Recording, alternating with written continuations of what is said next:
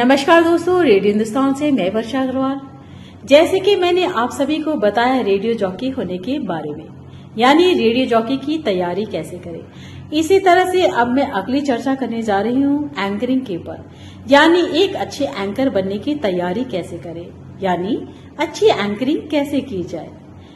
तो जी उसके लिए मैं आपको बताने जा रही हूँ। इसके लिए हमें जरूरी है सबसे ज्यादा तो खुद पे विश्वास होना।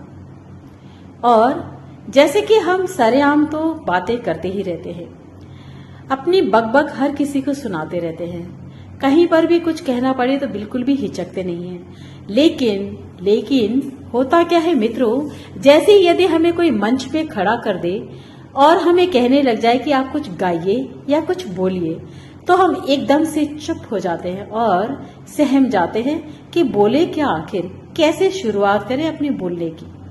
और उस वक्त हमारा कॉन्फिडेंस लेवल हो जाता है गायब, यानी ना के बराबर। तो जी अच्छे एंकर बनने के लिए सबसे ज्यादा जरूरी है कॉन्फिडेंस का होना, यानी आपको जब कभी भी स्टेज पर खड़ा कर दिया जाए तो आप बिल्कुल भी न झिझकें और शुरू हो जाए अपनी वार्ता पर, यानी जो भी आपको बोलना हो फुल कॉन्फिडेंस के साथ उसको बोलने शुरू करें।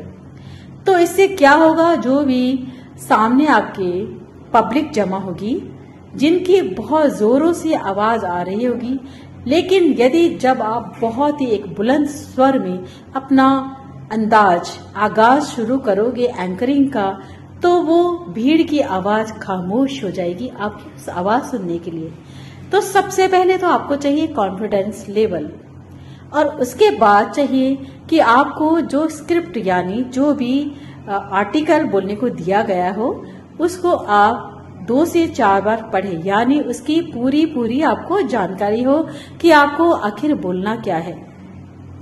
और उस स्क्रिप्ट में ऐसे शब्द लिखे हों, उस आर्टिकल में शब्द इतने सुंदर लिखे हों कि सामने वाला सुनकर प्रभावित हो जाए और अपने आप को खो दे उस आपकी एंकरिंग की मिठास में, यानी आपकी आवाज का जादू जम जाए पूरी पब्लिक पे, पूरी भीड़ पे, पूरे श्रोतागण पे।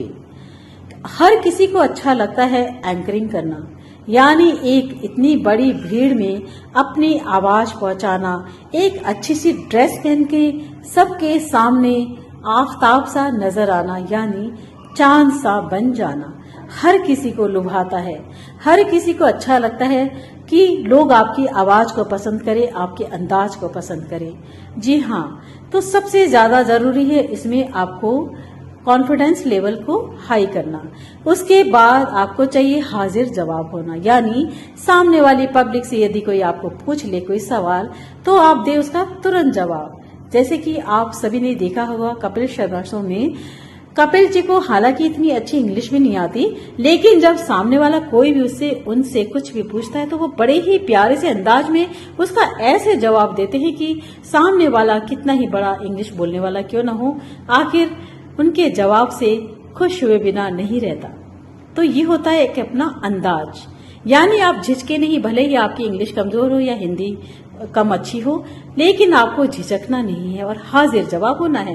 उसके अलावा आपको जानना होगा कुछ बातों का, जैसे कि अच्छी शायरियां, अच्छे लेख, अच्छे आर्टिकल्स या अच्छे जो राइटर होते उनके बारे में कुछ बातें, यानी जब भी मौका मिले उनके बारे में भी आप कुछ कहे तो लोग आपकी उस जो एंकरिंग की बातें हैं उनको ध्यान से सुनेंगे।